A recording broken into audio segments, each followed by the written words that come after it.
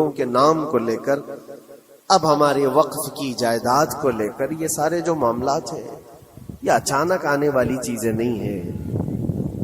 بھانپ لیا گیا ہے تمہاری پوری طبیعت کو، تمہارے مزاج کو، کہ فکر و عمل کی قوت ان کی ختم ہو چکی ہے۔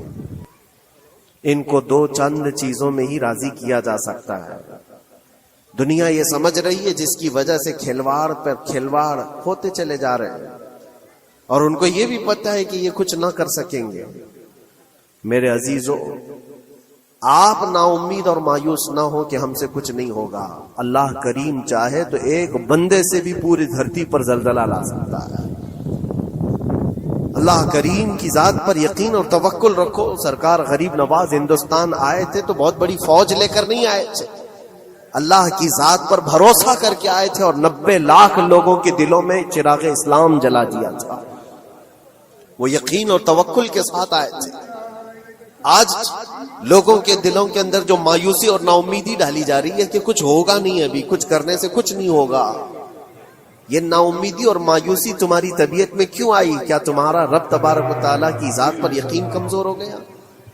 اگر یہ اس طرح کی بیماری آئی ہے تو پھر بدر پڑھ لینا۔ جب رسول پاک صلی اللہ علیہ وسلم کے ساتھ وہ صحابہ جا رہے تھے، ان کو اچھی طرح پتا تھا کہ سامنے آنے والی فوج کتنی طاقت لے کر آ رہی ہے۔ 1000 لوگ آ رہے ہیں، ہاتھی گھوڑے ان کے پاس، ہتھیار اور اسباب ان کے پاس ہے، کھانے پینے کی مزے کی ساری چیزیں لے کر کے آ رہے تھے مکہ والے، اور ادھر صحابہ ننگے پیر ہیں۔ 313 کے پاس 4 گھوڑے ہیں، پیدل چلے آ رہے ہیں، چھاؤں لینے کے لیے کوئی جگہ تک نہیں ہے ان کے پاس۔ ایک کھجور کسی کے پاس ہو تو 10 لوگ اس پر اکتفا کر لیں۔ فاقے پر فاقہ کرنے والے وہ صحابہ، لیکن انہوں نے یہ نہیں کہا کہ اللہ کے نبی صلی اللہ تعالی علیہ وسلم سے کہ ہمارے پاس اسباب کی کمی ہے، ہتھیار کی کمی ہے، کچھ نہیں، ہمارے پاس سواری نہیں ہے۔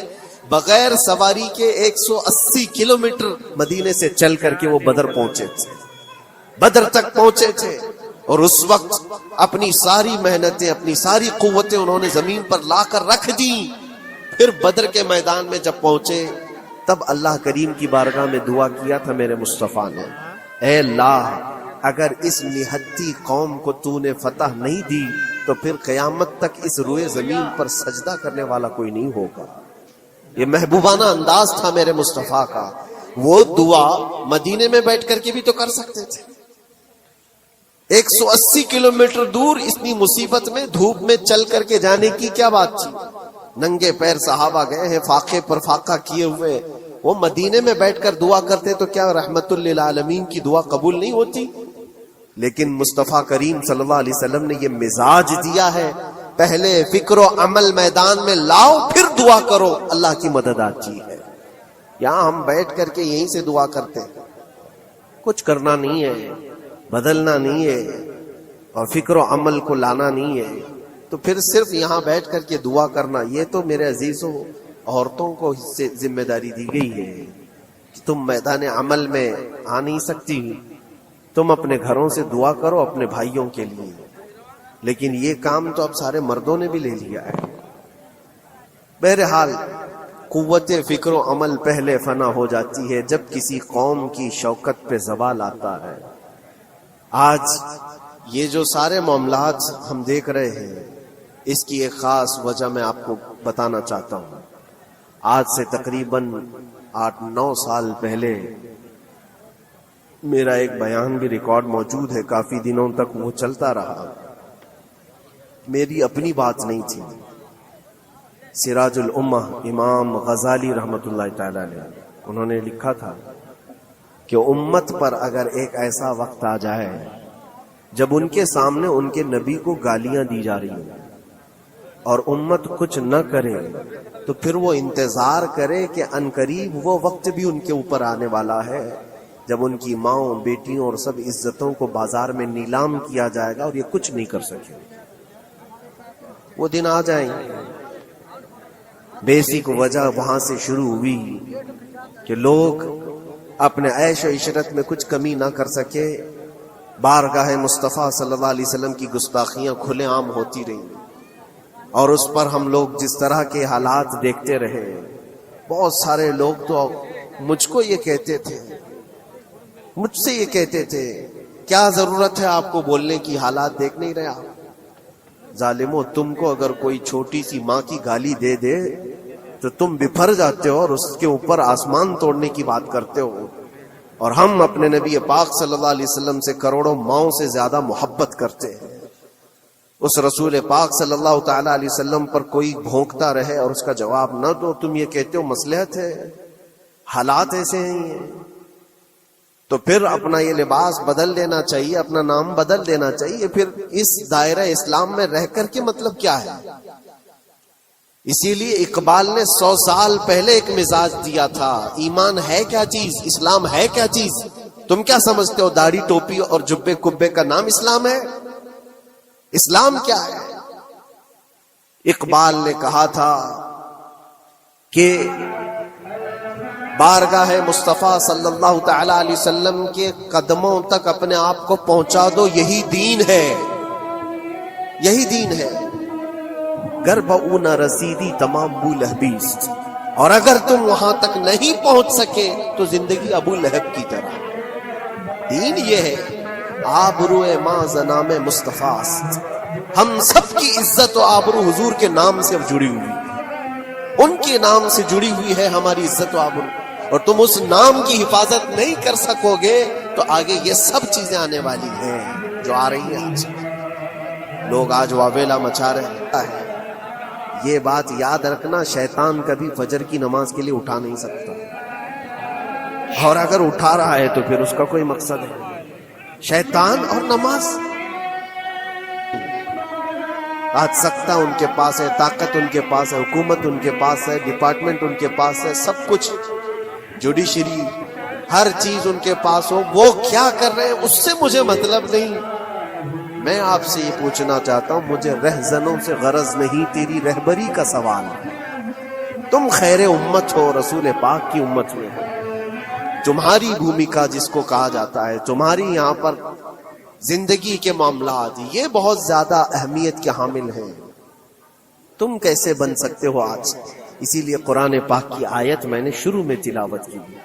رب ذوالجلال فرماتا ہے ان اللہ لا یغیر ما بقوم حتی یغیروا ما بانفسہم، بے شک اللہ تعالیٰ اس وقت تک کسی قوم کی حالت نہیں بدلتا جب تک وہ قوم خود اپنی حالت بدلنے کی کوشش نہیں کرتی۔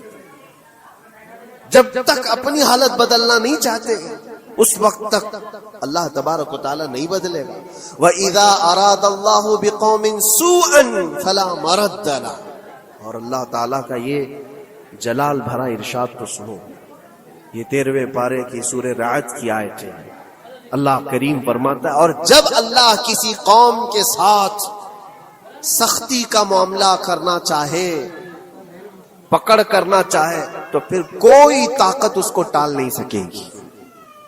رب تبارک و تعالیٰ جب کسی قوم پر عذاب لانا چاہے تو کوئی اس کو ٹال نہیں سکے، تو بدلو۔ اسی لیے اکثر یہ کہا جاتا، میں تو اپنی تقریروں میں جو چند مجھے چیزیں یاد رہتی ہیں وہ عرض کیے دیتا ہوں، باقی مجھے شعر و شاعری زیادہ یاد نہیں رہتی، لیکن جو دل پہ لگتی ہیں باتیں وہ ذہن میں محفوظ ہو جاتی ہیں۔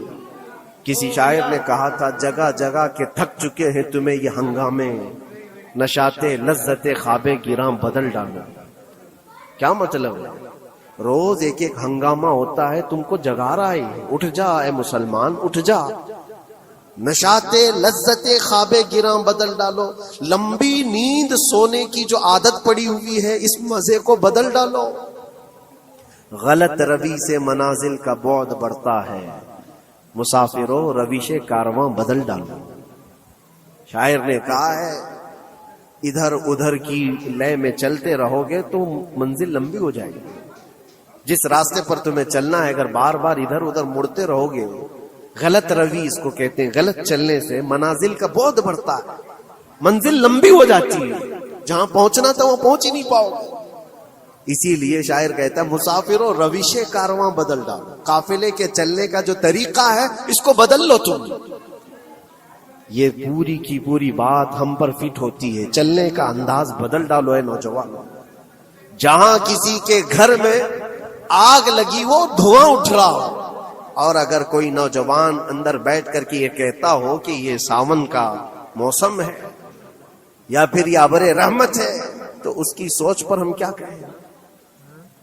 جہاں آج پوری قوم قسم پرسی کے عالم میں ہو، امت محمدیہ کے یہ حالات آج دیکھ رہے، روزانہ دیکھ رہے. تم شیئر تو کرتے ہو، ہر جگہ شیئر کرتے ہو، اور سارے ریلز پر تم جو دیکھتے ہو ہنگامے، روز صرف ہندوستان کے نہیں پوری دنیا بھر کے فلسطین کے مظلوم بچوں کی لاشیں دیکھتے ہو اور شیئر کر کے آگے بڑھ جاتے ہو.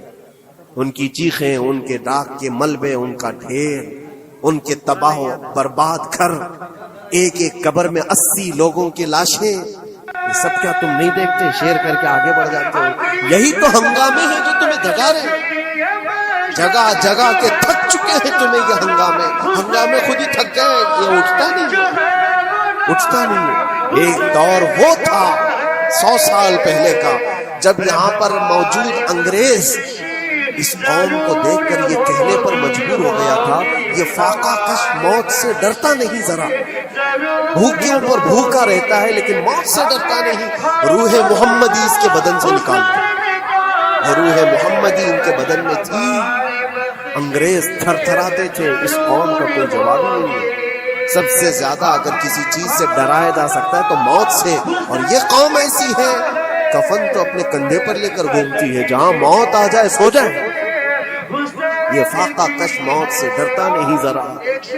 روح محمدی اس کے بدن سے نکال دو. یہ کس کی بات تھی؟ انگریزوں کی بات تھی. اور آج حالات بدل گئے. سارا کا سارا زمانہ تم پر آج بھوکے بھیڑیا کی طرح جھپٹ پڑا ہوا ہے. اور ان حالات میں آپ سے سوال کرتا ہوں، ایک طرف تیز آندھیاں چل رہی ہیں، ایک طرف گھر کے اندر آگ لگی ہوئی، ایک طرف بھوک اور پیاس کی شدت ستا رہی ہے، ایک طرف تمہارے بھائی بہنوں کی بیماریاں ستا رہی ہیں. جب اتنے سارے معاملات ہو، اے نوجوانوں بتاؤ تم کیا کرو گے اس وقت؟ رات بھر بیٹھ کر گیم کھیلو گے؟ کیا یہ گیم کھیلنے کا وقت ہے؟ اس نوجوان پر کیا یہ افسوس نہیں ہو